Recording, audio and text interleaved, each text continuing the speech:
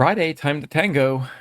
Okay, so might have to do some casework again here. So let's assume that in the bottom row, those two squares that are equal are going to be suns. Then that would mean that the surrounding ones would be moons, and then suns above those two moons in the second and fifth columns. And what would that do? Then I need to have a moon here and then a sun above that to complete that column there. Then to complete the second column, you need to have suns there. But that's contradiction there, because the top row would have 4 suns then, and you cannot have that. So that means that our initial assumption is wrong, and we need to turn these into moons instead. So then surrounding them would be suns, and we'd have a sun in the 4th column in between those two moons. Now, what do I try? Do I try another case here? Let's assume that there is a sun in the 1st column and the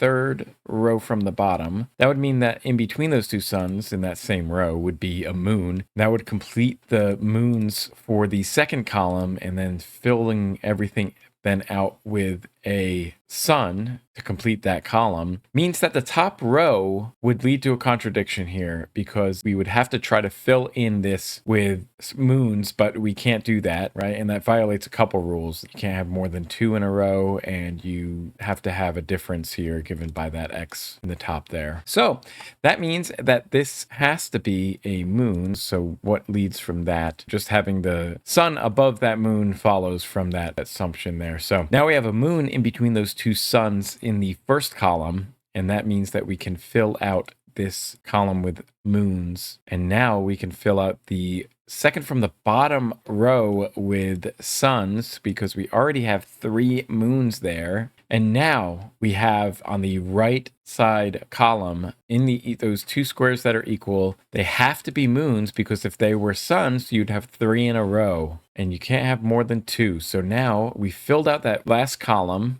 In the 4th row from the top, we can fill that in with suns because we already have 3 moons. And we can fill in moons in the 5th column because we already have 3 suns there. In the 2nd column, we have 2 moons, so a sun has to follow.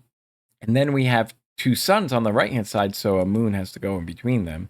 We can fill out the 3rd row with a sun, fill out the 2nd column with a moon, fill out the 3rd column with a moon, and to complete the puzzle, we've got a sun in the 1st row, 4th column.